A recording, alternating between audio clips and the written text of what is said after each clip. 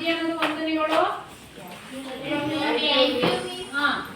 ಈಗ ನಾವು ಕನ್ನಡ ವಿಷಯದಲ್ಲಿ ವರ್ಣಮಾಲೆಯ ಬಗ್ಗೆ ಕಲಿಯೋಣ.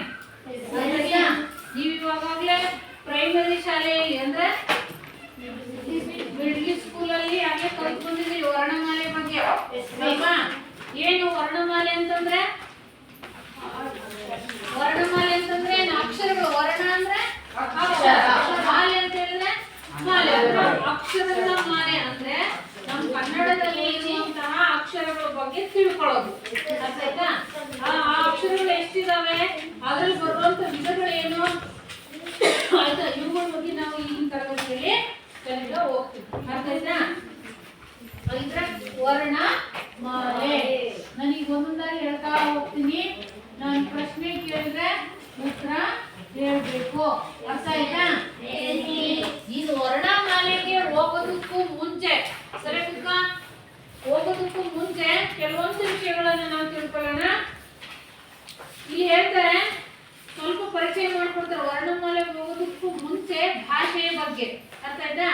ಇಲ್ಲಿ ಹೇಳ್ತಾರೆ, ಮಾನವ ಮನಸ್ಸಿನ ಭಾವನೆಗಳನ್ನ ಮಾತಿನ ಮೂಲಕ ವ್ಯಕ್ತಪಡಿಸುತ್ತಾನೆ.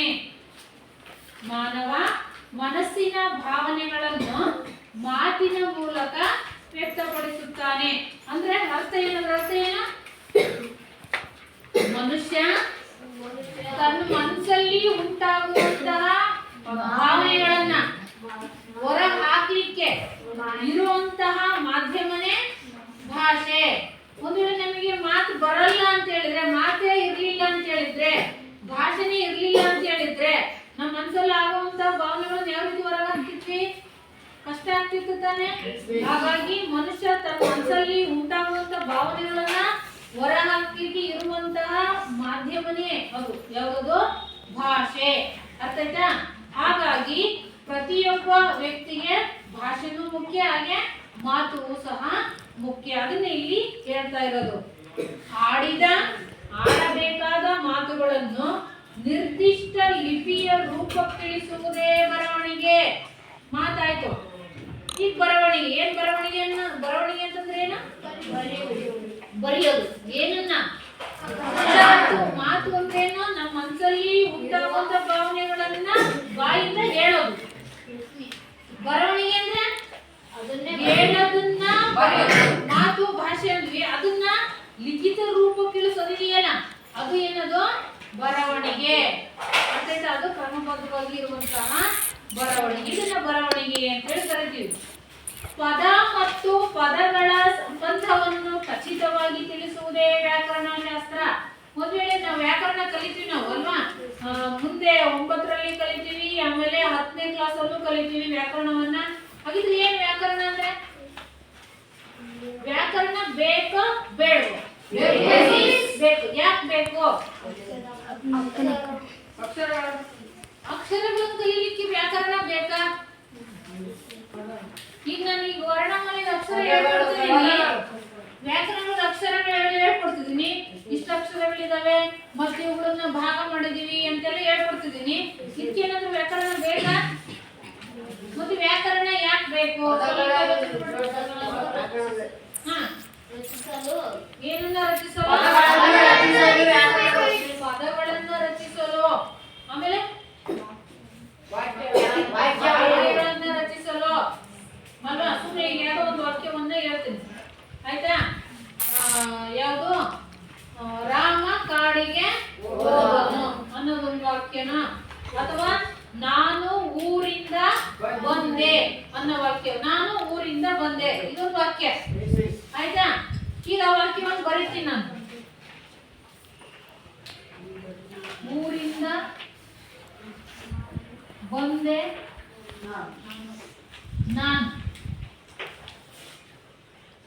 ನಾನು ಊರಿಂದ ಬಂದೆ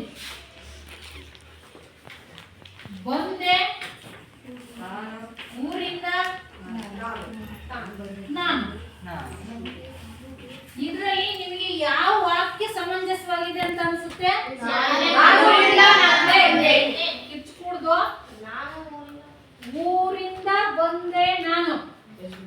ನಾನು ಊರಿಂದ ಬಂದೆ. ನಾನು ಕೇಳಿದ್ರೆ ಮಾತ್ರ ಉತ್ತರ ಕೊಡ್ಬೇಕು.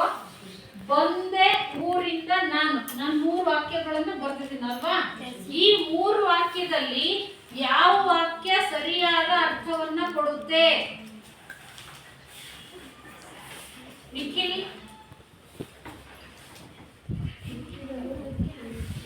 ಯಾವ ವಾಕ್ಯ ಸರಿಯಾದ ಅರ್ಥವನ್ನು ಕೊಡುತ್ತೆ?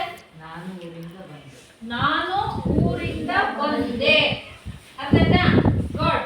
ಯಾಕೆ ಈ ವಾಕ್ಯಗಳಿಗೆ ಇದನ್ನಾಗ್ಲಿ ಹೋಲಿಸಿದಾಗ ಇವು ಸರಿಯಾದ ಅರ್ಥ ಕೊಡ್ತಿಲ್ಲ, ಕ್ರಮಬದ್ಧವಾಗಿಲ್ಲ ಅವು ಪದಗಳು ಅಲ್ವಾ? ನಮಗೆ ಸರಿಯಾದ ಅರ್ಥ ಕೊಡುವಂತದ್ದು ಯಾವ್ದಪ್ಪ ಅಂತ ಹೇಳಿದ್ರೆ ನಾನು ಊರಿಂದ ಬಂದೆ. ಇದು ನೋಡು, ಊರಿಂದ ಬಂದೆ, ನಾನು ಬಂದೆ, ಊರಿಂದ ನಾನು. ಇವೆರಡಕ್ಕಿಂತ ಹತ್ರ ಇರೋದು ನಮಗೆ ಬೇಗ ಅರ್ಥೈಸ್ಕೊಳ್ಳೋ ಪದ ವಾಕ್ಯ ಯಾವುದು ಅಂತಂದ್ರೆ ನಾನು ಊರಿಂದ ಬಂದೆ. ಹಾಗಿದ್ರೆ ಇದು ವ್ಯಾಕರಣಬದ್ಧವಾಗಿದೆ ಅಂತ ವಾಕ್ಯ ಅಲ್ವಾ? ಈ ಪದ ಏನಾಗಿದೆ? ಇದು ವ್ಯಾಕರಣಬದ್ಧವಾಗಿದೆ. ಕರ್ತೃ, ಕ್ರಿಯಾ, ಕರ್ಮ ಪದಗಳು ಕ್ರಮಬದ್ಧವಾಗಿದ್ದಾವೆ ಅನ್ನೋದನ್ನ ಸೂಚಿಸುತ್ತೆ. ಪದ ಮತ್ತು ಪದಕ್ಕಿರುವ ಸಂಬಂಧವನ್ನು ಸೂಚಿಸೋದನ್ನೇ ವ್ಯಾಕರಣ ಅಂತ ಕರೀತೀವಿ. ನಮ್ಗೆ ವ್ಯಾಕರಣ ಬೇಕಾ ಬೇಡವಾ? ಬೇಕು. ಅರ್ಥ ಆಯ್ತಾ? ನಾವು ಪ್ರತಿ ವ್ಯಾಕರಣವನ್ನ ಕಲಿಯೋದಕ್ಕೂ ಮುಂಚೆ ಆ ಭಾಷೆಯನ್ನು ಸಹ ಏನ್ ಮಾಡ್ಬೇಕಾಗಿದೆ? ನಾವು ಅರ್ಥೈಸ್ಕೋಬೇಕಾಗಿದೆ. ಅದನ್ನ ಕಲಿಯೋದಕ್ಕೂ ಮುಂಚೆ ನಾವು ಈಗ ಏನ್ ಮಾಡ್ಬೇಕಾಗಿದೆ? ವರ್ಣಮಾಲೆಯನ್ನ ನೋಡ್ಬೇಕಾಗಿದೆ. ಅಕ್ಷರಗಳು ಎಷ್ಟಿರಲ್ಲ, ನಂತರ ನಾವ್ ಏನ್ ಮಾಡ್ಬೇಕು? ವ್ಯಾಕರಣ ಅಕ್ಷರವನ್ನು ತಿಳಿತಾ ಹೋಗ್ತೀವಿ. ಇಷ್ಟು ಆಯ್ತು. ಈಗ ಕನ್ನಡ ವರ್ಣಮಾಲೆ ನೀವು ಕಲ್ತು ಬಂದಿದ್ದೀರಾ 7th ರಲ್ಲಿ 6th ರಲ್ಲಿ ಎಲ್ಲ ಅಲ್ವಾ? ಈ ಪ್ರಶ್ನೆ ಕೇಳ್ತೀನಿ. ಕನ್ನಡ ವರ್ಣಮಾಲೆಯಲ್ಲಿ ಎಷ್ಟು ಅಕ್ಷರಗಳಿವೆ? ಕೈ ಎತ್ತೋದು ಮಾತ್ರ ನಿಮ್ ಕೆಲಸ. ಕನ್ನಡ ವರ್ಣಮಾಲೆಯಲ್ಲಿ ಎಷ್ಟು ಅಕ್ಷರಗಳಿವೆ? ಎಷ್ಟು ಅಕ್ಷರಗಳಿದಾವೆ? 4 ಅಕ್ಷರಗಳು ಇದಾವೆ ಅಲ್ವಾ? ಕೂತ್ಕೋ. 49 ಅಕ್ಷರಗಳನ್ನ ಅಂದ್ರೆ ಅರ್ಥ ಕನ್ನಡ ವರ್ಣಮಾಲೆಯನ್ನ ಎಷ್ಟು ಭಾಗಗಳಾಗಿ ಮಾಡಿದೀವಿ? ಎಷ್ಟು ಭಾಗಗಳಾಗಿ ಮಾಡಿದೀವಿ? 3 ಭಾಗಗಳನ್ನಾಗಿ ಮಾಡಿದೀವಿ. ಗುಡ್. ಕೂತ್ಕೋ. ಆ 3 ಭಾಗಗಳು ಯಾವುವು ಅಂತ ಯಾರು ಹೇಳ್ತೀರಾ? ಆ 3 ಭಾಗಗಳು ಯಾವುವು? ಸ್ವರಗಳು, ವ್ಯಂಜನಗಳು, ಯೋಗವಾಹಗಳು ಅಂತ ನಾವು ಕನ್ನಡ ವರ್ಣಮಾಲೆಯನ್ನ 3 ಭಾಗ ಮಾಡಿದೀವಿ. ಬರೀಲ್ಲ ಅದನ್ನ? ಕನ್ನಡ ವರ್ಣಮಾಲೆ ಇದನ್ನ ನಾವು ಅಧ್ಯಯನ ಮಾಡಲಿಕ್ಕೆ ಅನುಕೂಲ ಆಗಲಿ ಅಂತ ಹೇಳಿ ಎಷ್ಟು ಭಾಗ ಮಾಡಿದೀವಿ? 3 ಭಾಗ ಮಾಡಿದೀವಿ. ಅದರಲ್ಲಿ ಒಂದು ಸ್ವರಗಳು, ಇನ್ನು 2 ವ್ಯಂಜನಗಳು.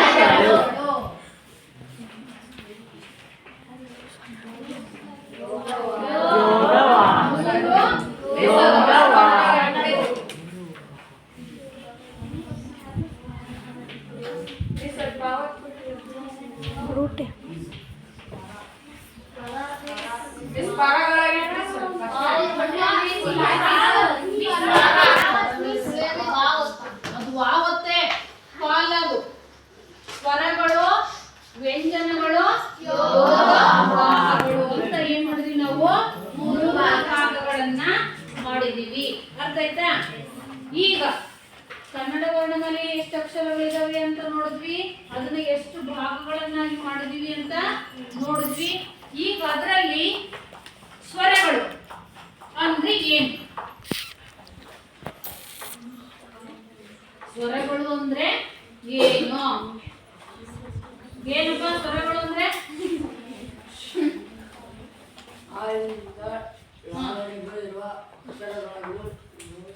ಸ್ವರಗಳು ಅಂತ ಕರಿತೀವಿ. ನೀ ಹೇಳು.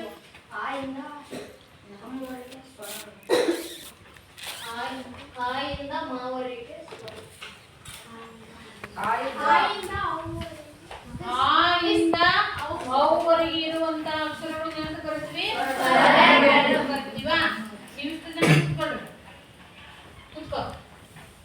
ಇವ್ಳು ಹೇಳಿದ ಉತ್ತರ ಸರಿನಾ? ಮಾತಾಡೋದು ಬೇಡ, ಸುಮ್ಮನೆ ಕೈ ಎತ್ಬೇಕಷ್ಟೇ. ಸರಿನಾ? ಇಷ್ಟ ಸರಿ ಅಂತಿದ್ದೀರಿ. ಕೈ ಇಳಿಸಿ. ಇವಳು ಹೇಳಿದ ಉತ್ತರ ಸರಿ, ಇನ್ನೂ ಇದೆ ಉತ್ತರ, ಅದಕ್ಕೆ ನಾನು ಹೇಳ್ತೀನಿ ಅನ್ನೋದು ಯಾರು? ಇನ್ನು ಮುಂದುವರಿಸಬಹುದು ಮಿಸ್ ಅದು ಉತ್ತರವನ್ನ ಅಂತ ಯಾರು ಅಂತೀರಾ? ಹಾಗಿದ್ರೆ ಉತ್ತರ ಹೇಳಿದ್ದು ಸರಿ, ಆದ್ರೆ ಆದಿಂದ ಅವುವರೆಗಿರುವಂತ ಅಕ್ಷರಗಳನ್ನ ಸ್ವರಗಳು ಅಂತ ಕರಿತೀವಿ ನಿಜ.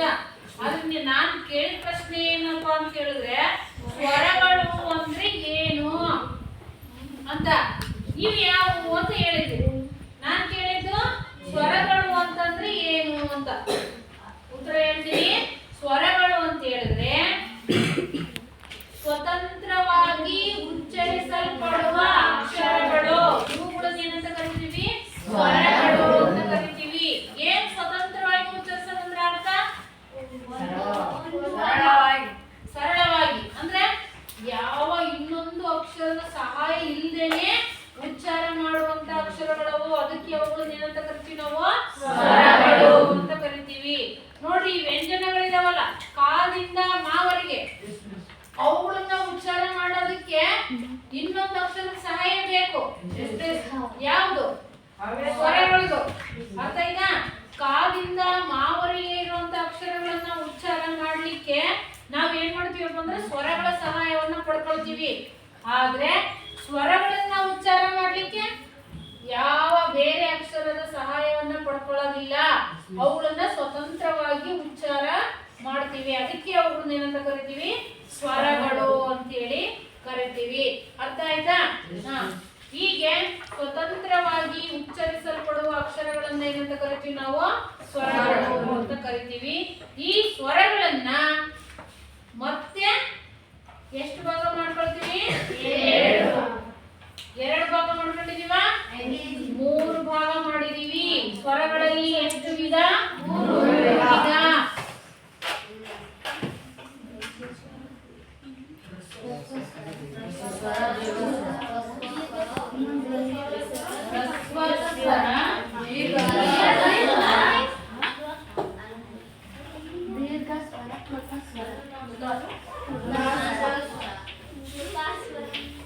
ದೀರ್ಘ ಸ್ವರ, ಮೂರನೇದು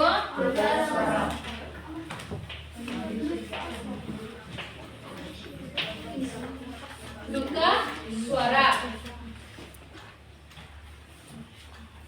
ಅರ್ಥ ಆಯ್ತಾ? ಹೀಗೆ ಸ್ವರಗಳನ್ನ ನಾವು ಮತ್ತೆ ಎಷ್ಟು ಭಾಗ ಮಾಡ್ಕೊಂಡಿದೀವಿ?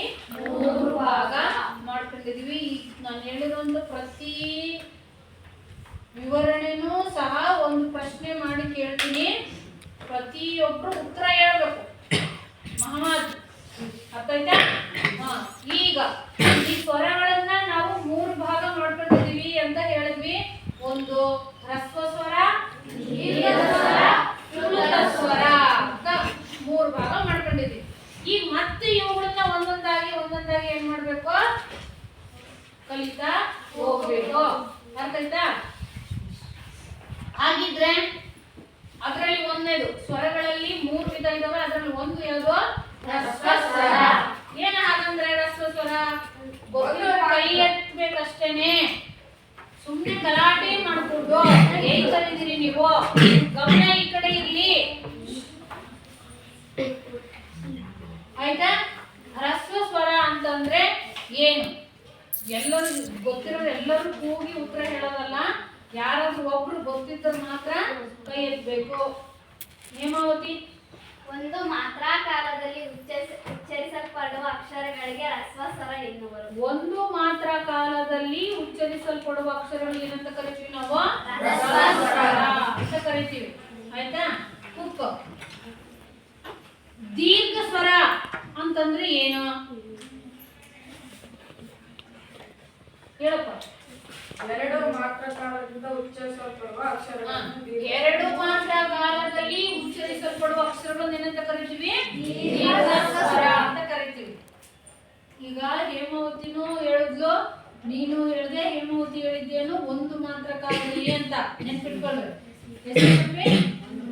ಹೇಳಿದ್ದೇನು? ಎರಡು ಮಾತ್ರ ಕಾಲದಲ್ಲಿ ಅಂತ. ಆಯ್ತಾ? ಆಯ್ತು. ಒಂದು ಮಾತ್ರ ಕಾಲ, ಎರಡು ಮಾತ್ರ ಕಾಲ ಅಂತ ಉತ್ತರ ಬಂದಿದ್ದಾನೆ. ಏನು ಒಂದು ಮಾತ್ರ ಕಾಲ, ಎರಡು ಮಾತ್ರ ಕಾಲ ಅಂದ್ರೆ ಏನು? ಅದು ಗೊತ್ತಾಗುತ್ತಾನೆ. ಇದಿರ್ಲಿಲ್ಲ ನಿಮಗೆ 7th ರಲ್ಲಿ ಮಾತ್ರೆಗಳ ಪರಿಚಯ ನಿಮ್ಗೆ ಇನ್ನೂ ಇಲ್ಲ ಅಲ್ವಾ? ಆದ್ರೂ ಉತ್ತರ ಇದೆ ಏನಂತ ಕೂತ್ಕೋ. 1 ಮಾತ್ರ ಕಾಲದಲ್ಲಿ 2 ಮಾತ್ರ ಕಾಲದಲ್ಲಿ ಅಂತ ಉತ್ತರ ನಿಮ್ಮಿಂದನೇ ಬಂತು. ಹಾಗಿದ್ರೆ ಮಾತ್ರೆ ಅಂದ್ರೆ ಏನಂತ ಗೊತ್ತಿಲ್ಲ. ರಸ್ವ ಸ್ವರದಲ್ಲಿ 1 ಮಾತ್ರ ಕಾಲ ಅಂತ ಹೇಳ್ತೀವಿ. ಗುಡ್. ಅಷ್ಟೇ ಹೇಳ್ತೀವಿ. ಆ ಈ ಉ ಅಷ್ಟೇ ಅದು ಹಾಗಾಗಿ ಅದರಲ್ಲಿ 1 ಮಾತ್ರ ಇದೆ ಅಂತ ಅರ್ಥ. ದೀರ್ಘ ಸ್ವರ ಅಂತ ಹೇಳಿದ್ರೆ ಆದರೆ ಆ ದೀರ್ಘ ಸ್ವರ ಅದರಲ್ಲಿ 2 ಮಾತ್ರ ಇದಾವೆ ಅಂತ ಯಾಕೆ ಹೇಳ್ತೀವಿ ಅಂತ ಹೇಳಿದ್ರೆ ಈ ರಸ್ವ ಸ್ವರವನ್ನ ಏನು ಉಚ್ಚಾರ ಮಾಡ್ತೀವಲ್ವಾ ಆದ್ರೆ 2 ಪಟ್ಟು ಸಮಯವನ್ನ ದೀರ್ಘ ಸ್ವರಕ್ಕೆ ಕೊಡ್ತೀವಿ. ಆ ರಸ್ವ ಸ್ವರವನ್ನ ಆ ಅಂತ ಹೇಳಿದ್ರೆ ದೀರ್ಘ ಸ್ವರವನ್ನ ಆದ್ರೆ 2 ಪಟ್ಟು ಸಮಯ ಆ ಅಂತ ಹೇಳಿ ಸ್ವಲ್ಪ ಎಳೆದು ಉಚ್ಚಾರ ಮಾಡ್ತೀವಿ. ಹಾಗಾಗಿ ಅವುಗಳಲ್ಲಿ 2 ಮಾತ್ರೆ ಇದೆ. ರಸ್ವ ಸ್ವರದಲ್ಲಿ 1 ಮಾತ್ರೆ ಇದೆ ಅಂತ ಅರ್ಥ. ನಿಮಗೆ ಮುಂದೆ ಛಂದಸ್ ಬರುತ್ತೆ ಆಯ್ತಾ? ಆ ಛಂದಸ್ಸಲ್ಲಿ ಮತ್ತೆ ನಾವು ಮಾತ್ರೆಗಳ ಪರಿಚಯ ಮಾಡ್ಕೊಳ್ತೀವಿ. 1 ಮಾತ್ರೆ ಅಂದ್ರೆ ಹಿಂಗಿರುತ್ತೆ, 2 ಮಾತ್ರೆ ಅಂದ್ರೆ ಹಿಂಗಿರುತ್ತೆ ಅಂತ. 1 ಮಾತ್ರೆಯನ್ನ ಗುರುತಿಸೋದನ್ನ ಲಘು ಅಂತ ಕರಿತೀವಿ, 2 ಮಾತ್ರೆ ಅಂತ ಗುರುತಿಸೋದನ್ನ ಏನಂತ ಕರಿತೀವಿ? ಗುರು ಅಂತ ಕರಿತೀವಿ. ಇದರಲ್ಲಿ 1 ಮಾತ್ರೆ ಇದೆ. ಇದು ಈ ಚಿಹ್ನೆ ಇತ್ತು ಅಂತ ಹೇಳಿದ್ರೆ ಇದು 2 ಮಾತ್ರೆ 2 ಅಂತ ಎಣಿಸ್ಕೋಬೇಕು ಅಂತ.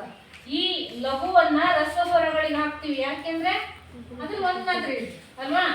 ಈ ಚಿಹ್ನೆಯನ್ನ ಗುರು ಅಂತ ಕರಿತೀವಿ. ಇದನ್ನ ಯಾವ್ದಕ್ಕೆ ಹಾಕ್ತಿವಿ? ದೀರ್ಘ ಸ್ವರಗಳಿಗೆ. ಯಾಕೆಂದ್ರೆ ಅದ್ರಲ್ಲಿ 2 ಮಾತ್ರೆ ಇದೆ ಅಂತ. ಆ ಲಘು ಗುರುಗಳನ್ನ ಹಾಕುವಾಗ ಮಾತ್ರೆ ಛಂದಸ್ಸು ಅಂತ ಬರುತ್ತಲ್ವಾ ಅವಾಗ ನಾನು ನಿಮ್ಗೆ ಅದನ್ನ ವಿವರವಾಗಿ ಹೇಳ್ತಾ ಹೋಗ್ತೀನಿ. ಇಲ್ಲಿ ರಸ್ವ ಸ್ವರ ಅಂತ ಹೇಳಿದ್ರೆ ಏಕಮಾತ್ರ ಕಾಲದಲ್ಲಿ ಉಚ್ಚಾರ ಆಗುವಂತಹ ಅಕ್ಷರಗಳನ್ನ ಏನಂತ ಕರಿತೀವಿ? ರಸ್ವ ಸ್ವರಗಳು ಅಂತ ಕರಿತೀವಿ ಅಲ್ವಾ?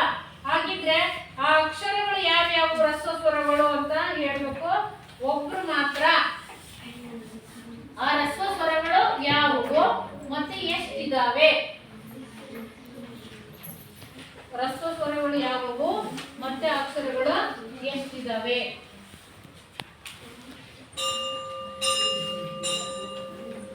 ಆ ಈ ಉ ರು ಎ ಓ ಎಷ್ಟಿದಾವೆ ಒಟ್ಟು? 6. ರಸ್ವ ಸ್ವರಗಳ ಸಂಖ್ಯೆ ಎಷ್ಟು? 6. ಯಾವ್ಯಾವು? ಆ ಈ ಉ ರು ಎ ಓ.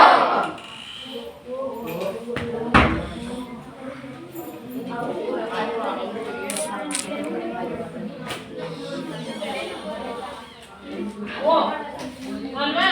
ಈ 3 ಅಕ್ಷರಗಳನ್ನ ಏನಂತ ಕರಿತೀವಿ? ರಸ್ವ ಸ್ವರಗಳು ಅಂತ ಹೇಳಿ ಕರಿತೀವಿ. ಒಟ್ಟು ಎಷ್ಟು ರಸ್ವ ಸ್ವರಗಳಿದಾವೆ? 6 ರಸ್ವ ಸ್ವರಗಳು ಇದಾವೆ. ಅರ್ಥ ಆಯ್ತಾ? ಇವನ್ನೇ ಏಕಮಾತ್ರ ಕಾಲದಲ್ಲಿ ಉಚ್ಚಾರ ಆಗುವಂತ ಅಕ್ಷರಗಳು ಅಂತ ಹೇಳಿ ನಾವು ಕರಿತೀವಿ. ಅರ್ಥ ಆಯ್ತಾ? ಇನ್ನು 2ನೇ ವಿಧ ಯಾವ್ದದು? ದೀರ್ಘ ಸ್ವರಗಳು. ಏನು ದೀರ್ಘ ಸ್ವರಗಳು? ಇವು ಏಕಮಾತ್ರ ಆದ್ರೆ ಅದು ದ್ವಿಮಾತ್ರ ಅಂದ್ರೆ ಅರ್ಥ 2 ಮಾತ್ರ ಕಾಲ ಅಂತ ಅರ್ಥ. ದ್ವಿ ಅಂದ್ರೆ ಎಷ್ಟು? 2 ಮಾತ್ರ ಕಾಲದಲ್ಲಿ ಉಚ್ಚಾರ ಆಗುವಂತಹ ಅಕ್ಷರಗಳನ್ನ ಏನಂತ ಕರಿತೀವಿ? ದೀರ್ಘ ಸ್ವರಗಳು ಅಂತ ಕರಿತೀವಿ. ಅವುಗಳು ಎಷ್ಟಿದಾವೆ? ಯಾರು ಹೇಳ್ತೀರಿ? 7.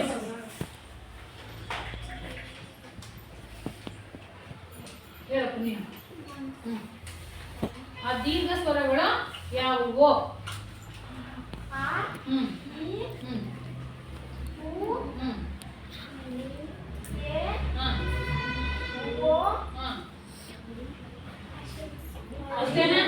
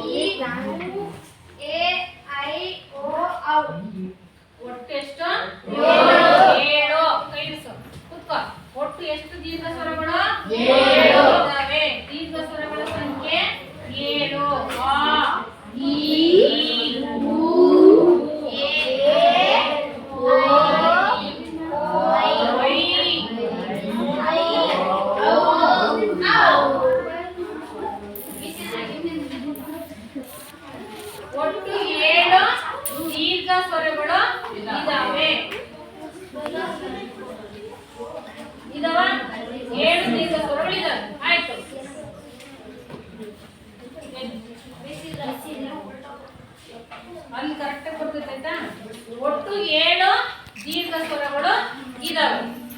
ಇನ್ನು ಉಳಿದಿದ್ದು ಒಂದು ಯಾವ್ದದು? ಮಾತಾಡ್ಕೊಡ್ದು ಸ್ವರ ಅಂದ್ರೆ ಆಯ್ತು. ಅವ್ ಯಾವ ಅಂತ ನೋಡ್ವಿ. ದೀರ್ಘ ಸ್ವರ ಅಂದ್ರೆ ಏನು ಅಂತ ಅರ್ಥ ಆಯ್ತು. ಅವ್ ಯಾವ ಅಂತ ನೋಡ್ವಿ.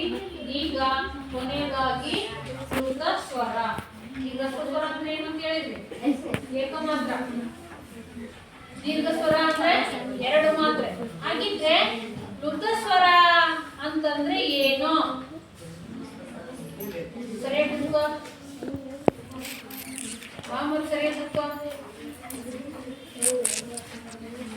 ಶ್ರುತ ಸ್ವರ ಅಂತಂದ್ರೆ ಏನು ಹೇಳು ನೀನೆ.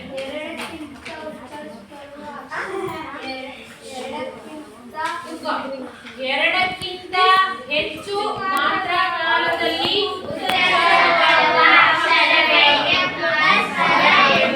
ಅಂತ ಕರಿತೀವಿ. ಅರ್ಥ ಆಯ್ತಾ? ಪ್ರಶ್ನೆ ಕೇಳ್ತೀನಿ ಈಗ, ಗಮನ ಪೂರ್ತಿ ನಿಮ್ದು ಈ ಕಡೆಗೆ ಇರ್ಬೇಕು. ಹಾಗಿದ್ರೆ ಸುಮ್ನೆ ಅನಾವಶ್ಯಕವಾಗಿ ನಾನು ಹೇಳ್ತೀನಿ ಅಂತ ಹೇಳೋದಲ್ಲ, ಆಯ್ತಾ? ಕರೆಕ್ಟ್ ಆಗಿ ನೀವು ಮಾಡೋದನ್ನ ಕೇಳಿಸ್ಕೊಂಡ್ರಿ ಅಂದ್ರೆ ನೀವ್ ಹೇಳುವಂತ ಉತ್ತರ ಸರಿಯಾಗಿರುತ್ತೆ.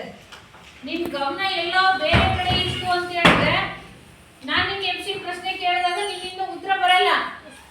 ಅರ್ಥ ಆಯ್ತಾ? ಹಾಗಾಗಿ ಗಮನ ಪೂರ್ತಿ ಈ ಕಡೆಗೆ ಇರ್ಬೇಕು. ವರ್ಷಿತಾ, ಆಯ್ತಾ? ಈಗ ಪ್ರಶ್ನೆ ಅವಕ್ಕೆರಡಕ್ಕೂ ಉತ್ತರ ಹೇಳಿದ್ರಿ ನೀವು, ಸರಿ. ಈಗ ಶ್ರುತ ಸ್ವರ ಅಂತಂದ್ರೆ ಹೇಳಿದ್ರು ಎರಡಕ್ಕಿಂತ ಹೆಚ್ಚು ಮಾತ್ರ ಕಾಲದಲ್ಲಿ ಉಚ್ಚಾರ ಆಗುವಂತಹ ಅಕ್ಷರಗಳನ್ನೇ ಅಂತ ಕರಿತೀವಿ, ಶ್ರುತ ಸ್ವರಗಳು ಅಂತ ಕರಿತೀವಿ ಅಂತ. ಹಾಗಿದ್ರೆ ಅವು ಯಾವ್ಯಾವು? ಇಲ್ಲ, ಎಲ್ಲಾ ದೀರ್ಘ ಸ್ವರಗಳೇ ಏನಾಗ್ತವೆ? ಶ್ರುತ ಸ್ವರಗಳಾಗ್ತವೆ.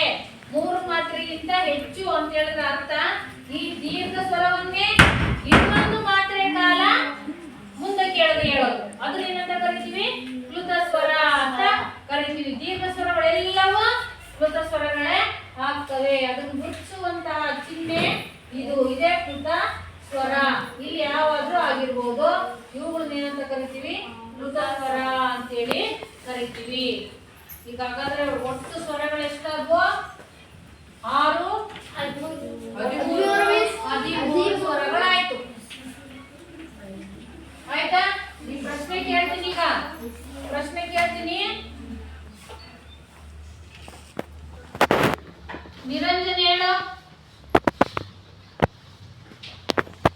ಹ್ರಸ್ವ ಸ್ವರ ಅಂದ್ರೆ ಏನು? ಒಂದು ಮಾತ್ರ ಕಾಲದಲ್ಲಿ ಉಚ್ಚರಿಸಲ್ಪಡುವ ಅಕ್ಷರಗಳನ್ನು ಹ್ರಸ್ವ ಸ್ವರ. ಗುಡ್. ಸರಿ, ನಾವು ಹೇಳಿದ್ರ ಒಂದು ಮಾತ್ರ ಕಾಲದಲ್ಲಿ ಉಚ್ಚರಿಸಲ್ಪಡುವಂತಹ ಅಕ್ಷರವನ್ನು ಏನಂತ ಕರಿತೀವಿ? ಹ್ರಸ್ವ ಸ್ವರ ಅಂತ ಕರಿತೀವಿ. ಹೌದಾ? ಆಯ್ತು. ಆ ಹ್ರಸ್ವ ಸ್ವರಗಳು ಎಷ್ಟಿದಾವಪ್ಪ? 6 ಇದಾವೆ. ಆ ಹ್ರಸ್ವ ಸ್ವರಗಳು ಎಷ್ಟಿದಾವೆ? 6 ಇದಾವೆ. ಗುಡ್. ಕೂತ್ಕೋ. ನೆಕ್ಸ್ಟ್, ದೀರ್ಘ ಸ್ವರಗಳು ಅಂತ ಅಂದ್ರೆ ಏನು? ದೀರ್ಘ ಸ್ವರಗಳು ದಿವ್ಯಾ? ಎರಡು ಮಾತ್ರ ಕಾಲದಲ್ಲಿ ಉಚ್ಚರಿಸಲ್ಪಡುವ ಅಕ್ಷರವೇ ದೀರ್ಘ ಸ್ವರ. ಎರಡು ಮಾತ್ರ ಕಾಲದಲ್ಲಿ ಉಚ್ಚರಿಸಲ್ಪಡುವ ಅಕ್ಷರಗಳನ್ನ ಏನಂತ ಕರಿತೀವಿ? ದೀರ್ಘ ಸ್ವರಗಳು ಅಂತ ಕರಿತೀವಿ. ಆಯ್ತಾ? ಆಯ್ತು. ಆ ದೀರ್ಘ ಸ್ವರಗಳು ಎಷ್ಟಿದಾವೆ ಜಯಲಕ್ಷ್ಮಿ? 7 ಇದಾವೆ. ಆ ದೀರ್ಘ ಸ್ವರಗಳು ಎಷ್ಟಿದಾವೆ? 7 ಅಕ್ಷರಗಳಿವೆ. ಒಟ್ಟಾರೆ ಸ್ವರಗಳ ಸಂಖ್ಯೆ ಎಷ್ಟು? 13. ಎಲ್ಲಾ ದೀರ್ಘ ಸ್ವರಗಳು ಶ್ರುತ ಸ್ವರಗಳು ಆಗ್ತವೆ. ಒಟ್ಟಾರೆ ಸ್ವರಗಳು ಎಷ್ಟಿದೆ ಅಂದಾಗ ಕೂತ್ಕೋ. ಹ್ರಸ್ವ ಸ್ವರ, ದೀರ್ಘ ಸ್ವರ, ಶ್ರುತ ಸ್ವರ ಅಂತ ಉತ್ತರವನ್ನ ಕೊಡ್ತೀವಿ. ಆಯ್ತಾ? ಇದು ಸ್ವರಗಳದ್ದು ಆಯ್ತು. ಇನ್ನು ವ್ಯಂಜನಗಳು. ಆಯ್ತಾ? ವ್ಯಂಜನಗಳಿಗೆ ಬರೋಣ. ವ್ಯಂಜನಗಳು ಸ್ವರಗಳು ಅಂತಂದ್ರೆ ಉತ್ತರ ಹೇಳಿದ್ವಿ, ಸ್ವತಂತ್ರವಾಗಿ ಉಚ್ಚರಿಸಲ್ಪಡುವ ಅಕ್ಷರಗಳು ಅಂತ. ಹಾಗಿದ್ರೆ ವ್ಯಂಜನಗಳು ಅಂದ್ರೆ ಸರಿ ಕೂತ್ಕೋ. ವ್ಯಂಜನಗಳು ಅಂತಂದ್ರೆ ಸ್ವರಗಳ ಸಹಾಯದಿಂದ ಉಚ್ಚರಿಸುವ ಅಕ್ಷರಗಳನ್ನು ಏನಂತ ಕರಿತೀವಿ? ವ್ಯಂಜನಾಕ್ಷರಗಳು ಅಂತ ಕರಿತೀವಿ. ಆಯ್ತಾ? ಹೆಂಗೆ ನೋಡಿ, ಇವುಗಳು ಯಾವ ಅಕ್ಷರನೂ ಇಲ್ಲ, ಸಹಾಯ ಇಲ್ಲ. ವ್ಯಂಜನಗಳನ್ನ ಏನ್ ಮಾಡ್ತೀವಿ ನಾವು ಸ್ವರದ ಸಹಾಯ ಅವಕ್ಕೆ ಬೇಕು. ನೋಡಿ ಕ ಕ ಕ ಗ ಈ ರೀತಿ ವ್ಯಂಜನಗಳಿದಾವೆ. ಇವನ್ನ ಕ ಖ ಗ ಅಂತ ಹೇಳಕ್ ಬರಲ್ಲ ಆಯ್ತಾ. ಅವುಗಳು ಸಹಾಯ ಬೇಕು. ಯಾವಗಳದು ಸ್ವರಗಳ ಸಹಾಯ ಬೇಕಾಗಿದೆ ಅವಕ್ಕೆ. ಈಗ ನೋಡು ಅವಾಗ ಏನಾಯ್ತು ಇದು ಅಂತ ಈಗ ಅದನ್ನ ಉಚ್ಚಾರ ಮಾಡಬಹುದು ಅಲ್ವಾ. ನೆಕ್ಸ್ಟ್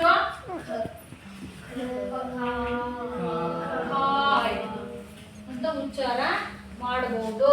ಇದಕ್ಕೆ ಈ ಪದವನ್ನು ಹಾಕಿದ್ರೆ ಇದೇನಾಗುತ್ತೆ ಈ.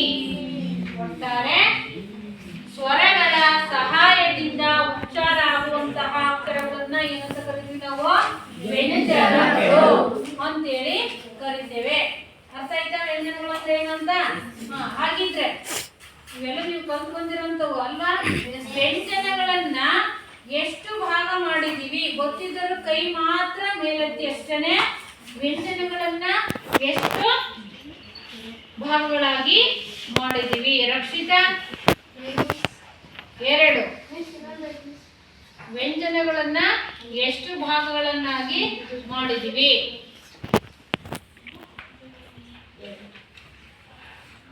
ಯಾರು ಹೇಳ್ತೀರಿ? 3. ಯಾವ್ಯಾವ್ದಮ್ಮ?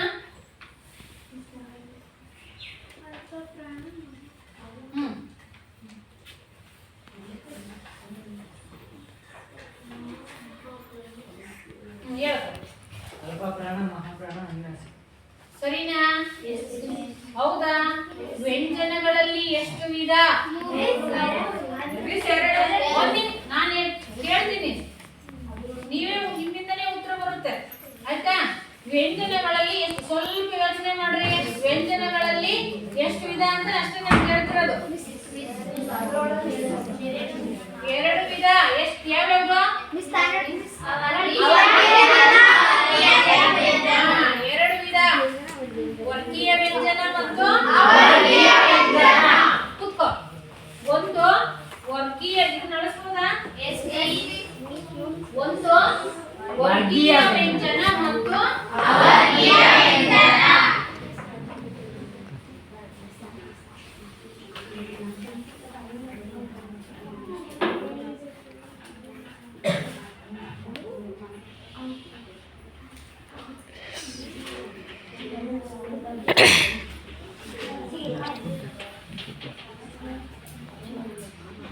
ವರ್ಗೀಯ ವ್ಯಂಜನ ಅವರ್ಗೀಯ ವ್ಯಂಜನ.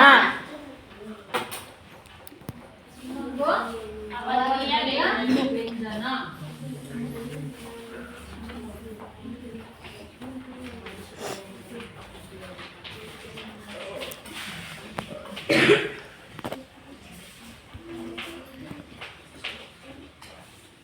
ವರ್ಗೀಯ ವ್ಯಂಜನ ಅಂತ ಮಾಡಿದೀವಿ ಆಯ್ತಾ. ಇಲ್ಲಿ ವರ್ಣಮಾಲೆ ಒಂದು ಚಾರ್ಟ್ ಇದೆ ನೋಡ್ರಿ. ಇಲ್ಲಿ ಸಂಪೂರ್ಣ ಚಿತ್ರಣ ನಿಮಗೆ ಸಿಗುತ್ತೆ ಅಲ್ವಾ. ಕನ್ನಡ ವರ್ಣಮಾಲೆಯನ್ನ ಎಷ್ಟು ಭಾಗಗಳು ಮಾಡಿದೀವಿ? ಸ್ವರಗಳು, ವ್ಯಂಜನಗಳು, ಯೋಗ ವಾಹಗಳು, ಮತ್ತೆ ಸ್ವರಗಳಲ್ಲಿ ಎಷ್ಟು ವಿಧ, ಮತ್ತ ಆ ಸ್ವರಗಳು ಯಾವ್ಯಾವು, ಮತ್ತೆ ವ್ಯಂಜನಗಳಲ್ಲಿ ಎಷ್ಟು ವಿಧ, ಮತ್ತೆ ಆ ವ್ಯಂಜನಗಳನ್ನ ಎಷ್ಟು ಭಾಗಗಳಲ್ಲಾಗಿ ಮಾಡಿದೀವಿ, ಆ ಅಕ್ಷರಗಳು ಯಾವ್ಯಾವುದು ಅಲ್ವಾ. ಸಂಪೂರ್ಣ ಚಿತ್ರಣ ನಿಮಗೆ ಸಿಗುತ್ತೆ. ಇದು ಕನ್ನಡ ವರ್ಣಮಾಲೆಯ ಪಟ್ಟಿ. ಅರ್ಥ ಆಯ್ತಾ? ಅದನ್ನೇ ನಾನು ಅಲ್ಲಿ ನಿಮಗೆ ಬಿಡಿಸಿ ಹೇಳ್ತಾ ಇರೋದು. ಸ್ವರ ಅಂತಂದ್ರೆ ಏನು, ವ್ಯಂಜನ ಅಂತಂದ್ರೆ ಏನು ಅಂತೇಳಿ. ಅರ್ಥ ಆಯ್ತಾ? ಈಗ ಈ ವ್ಯಂಜನಗಳನ್ನ ಮತ್ತೆ ಏನ್ ಮಾಡಿದೀವಿ? 2 ಭಾಗಗಳಾಗಿ ಮಾಡ್ಕೊಂಡಿದೀವಲ್ವಾ. ಅದರಲ್ಲಿ ಒಂದು ವರ್ಗೀಯ ವ್ಯಂಜನ. ಯಾವ್ಯಾವು ವರ್ಗೀಯ ವ್ಯಂಜನಗಳು?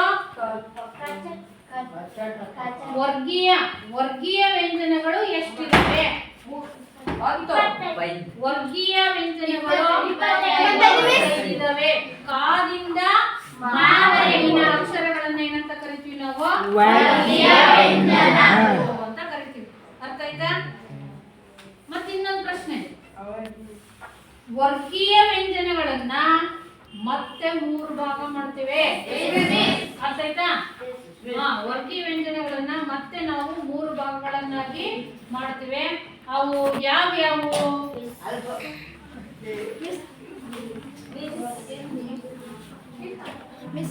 ದಿವ್ಯಾ ನಿಂದೆ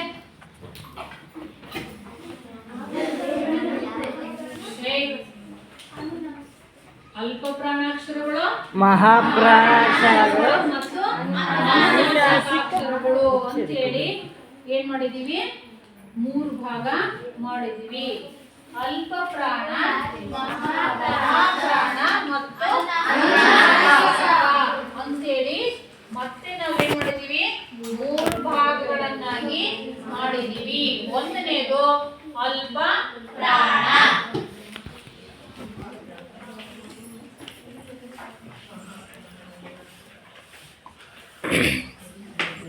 ಅಲ್ಪ ಪ್ರಾಣ,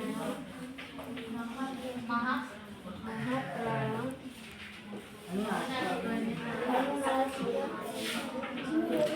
ಮೂರನೇದು ಅನುನಾಸಿಕ.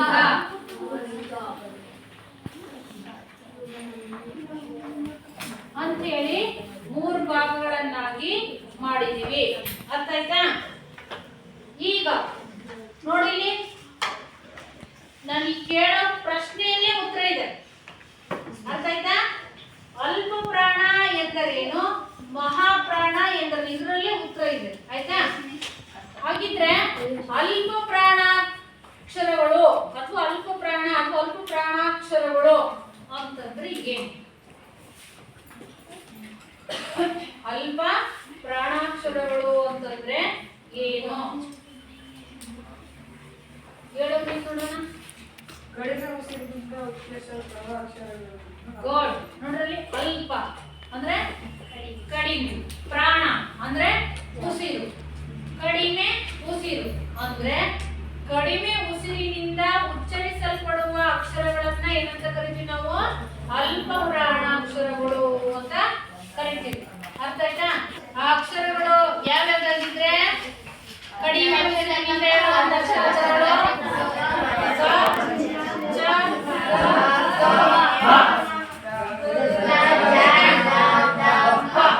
ವರ್ಗದ ಮೊದಲನೇ ಅಕ್ಷರಗಳು ಮತ್ತು ವರ್ಗದ 3ನೇ ಅಕ್ಷರಗಳು ಏನಾಗ್ತವೆ? ಅಲ್ಪ ಪ್ರಾಣಾಕ್ಷರಗಳಾಗುತ್ತವೆ. ಅರ್ಥ ಆಯ್ತಾ? ಅವು ಕಡಿಮೆ ಉಸಿರಿನಿಂದ ಉಚ್ಚಾರ ಆಗುವಂತಹ ಅಕ್ಷರಗಳಾಗಿರ್ತವೆ. ಅರ್ಥ ಆಯ್ತಾ? ಇನ್ನು ಮಹಾಪ್ರಾಣಾಕ್ಷರಗಳು. ಮಹಾಪ್ರಾಣಾಕ್ಷರಗಳು, ಮಹಾ ಅಂತ ಹೇಳಿದ್ರೆ ಅರ್ಥ ಹೆಚ್ಚು, ದೊಡ್ಡ ಅಥವಾ ಹೆಚ್ಚು ಅಂತ ಅರ್ಥ. ಆಯ್ತಾ? ಹೆಚ್ಚು ಉಸಿರಿನಿಂದ ಉಚ್ಚರಿಸಲ್ಪಡುವ ಅಕ್ಷರಗಳೇನು? ಮಹಾಪ್ರಾಣ. ಅರ್ಥ ಆಯ್ತಾ? ವರ್ಗದ 2ನೇ ಅಕ್ಷರಗಳು ಮತ್ತು ವರ್ಗದ 4ನೇ ಅಕ್ಷರಗಳು ಏನಾಗಿರುತ್ತೆ? ಮಹಾಪ್ರಾಣಾಕ್ಷರಗಳು ಆಗಿರುತ್ತೆ. ಅರ್ಥ ಆಯ್ತಾ? ಇನ್ನು ಅನುನಾಸಿಕಗಳು 5. ಮೂಗಿನ ಸಹಾಯದಿಂದ ಉಚ್ಚರಿಸಲ್ಪಡುವ ಅಕ್ಷರಗಳನ್ನ ಅನುನಾಸಿಕ ಅಂತ ಕರಿತೀವಿ. ಆಯ್ತಾ? ಈಗ ಇಲ್ಲಿವರೆಗೂ ಇರ್ಲಿ. ಆಯ್ತಾ? ಮುಂದಿನ ತರಗತಿಯಲ್ಲಿ ಈ ಅಲ್ಪ ಪ್ರಾಣಾಕ್ಷರಗಳು ಯಾವ್ಯಾವುದು, ಮಹಾಪ್ರಾಣಾಕ್ಷರಗಳು ಯಾವ್ಯಾವುದು, ಮತ್ತೆ ಅನುನಾಸಿಕಾಕ್ಷರಗಳು ಯಾವುದು, ಮತ್ತೆ ಅದು ಮುಂದುವರೆದಂತೆ ಅವರ್ಗೀಯ ವ್ಯಂಜನಗಳು ಯಾವ್ಯಾವು ಅಂತೇಳಿ ಮುಂದಿನ ತರಗತಿಯಲ್ಲಿ ಮಾಡೋಣ. ಅರ್ಥ ಆಯ್ತಾ?